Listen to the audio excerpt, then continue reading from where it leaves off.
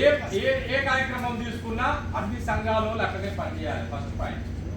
రెండో పాయింట్, నేను ఎందుకు మాట్లాడాలనుకుంటున్నానంటే, నేను పెద్ద మనుషులు ఉన్నారు ఆయన మాట్లాడాలని ఎందుకు వస్తుందంటే, నాకు అప్పటి నుంచి 2021 భువనగిరి యాదాద్రి జిల్లా నందన కేంద్రంలో ఆడ మాచర్ల జగన్ కాంగ్రెస్ పార్టీలు ఉన్నప్పుడు 5 ఎకరాల స్థలం కొని నీరా కేంద్రం పెడితే అది మూతపడ్డది.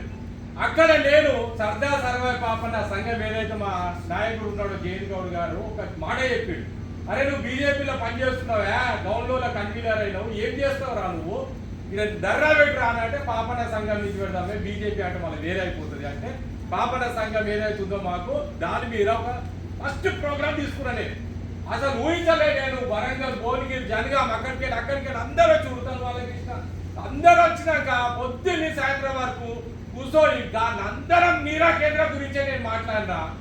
అదృష్టం ఏంటంటే ఒక పోరాటం అంటే ఎక్కువ ఉంటుందంటే మా సీనన్న ఇంత మంచి జీవో తీసిండే అని అమ్మ ఈడొక నీరా కేంద్రము ఆడొక నీరా కేంద్రం నీరా పారిశ్రామిక కేంద్రం 3-4 జాగాలలో పెట్టుబడేసి నేను షాక్ అనిపించింది. నేను ఒక్కటి అడుగుతే మా సీనన్న నిజంగా ఆ రోజు నేను సీనన్న అధికారంలో ఉన్నాడు కానీ మేము ఇక్కడి నుంచి కొట్లాడుతున్నాం. ఏదైతే పొన్న ప్రభాకర్ అనే అధికారంలో ఉంటే మనం ఇక్కడి నుంచి ఎట్లా కొట్లాడుతున్నామో అట్లా రేపు సీనన్న మళ్ళీ రేపు అధికారంలో పోతే మళ్ళీ ఈ డయాస్ ఉండాల్సిందే. ప్రతి ఒక్కరు కొట్లాడుతూనే అవుతుంది. ఇలా కొట్లాడినాం కాబట్టి మొన్నటి నుంచి మనందరం సంఘం నుంచి సభ పెడదాం అది చేద్దాం అంటేనే ముస్లిం పుట్టింది, సర్క్యులర్ పాస్ అయ్యింది.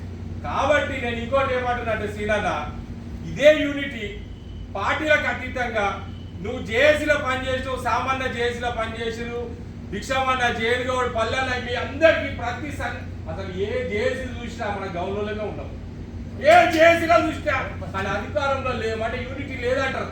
నాకు బాగా అనిపిస్తుంది. మీరు తలుచుకుంటే ఒక పెద్ద మనిషిని పెట్టి ఈ డ్యాష్ ఏర్పాటు చేస్తే ఆ పెద్ద మనిషి ఏదైతే డిసిషన్ తీసుకుంటాడో రేపు సభ వేయటానికి 5 లక్షల మంది, రేపు ఏదైతే మన భవనం ఉందో ఆత్మగౌరవ భవనం దానికి మళ్ళీ పంచాయతీ పెట్టుకున్నాం. మేము భిక్షమన్నకు పోయి అలా నువ్వు ఏం చేస్తావో నాకు తెలియదు, ఏదైతే టూరిజం ప్లాజాలు ఉన్నదో అక్కడ ఒక ప్రోగ్రామ్ పెడదామే, సర్దార్ పాపన్న జయంతి చేస్తలేరు, వర్ధంతి చేస్తలేరు అని అంటే సీనన్న మళ్ళీ వరం ఇచ్చాడు మాకు.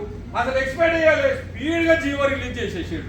అంటే అలాంటి డిసిషన్స్ ఒక పోరాటం వల్ల ఉన్నది. కాబట్టి సంఘంలో హైలైట్ అన్న కానీ అమ్మాల నారాయణ గారి మాకంటే ముందు నుంచి ఎంతో క్షీరాలు వాళ్ళందరినీ కూడా మేము గౌరవిస్తున్నాము. యువకులము మేము కూడా నిరాదీక్షలు చేసినాము. మాకు కూడా ఒక అవకాశం ఇవ్వాలని అప్పటి నుంచి అడిగినా కాబట్టి నాకు ఇచ్చిన అవకాశం ధన్యవాదాలు తెలియదు.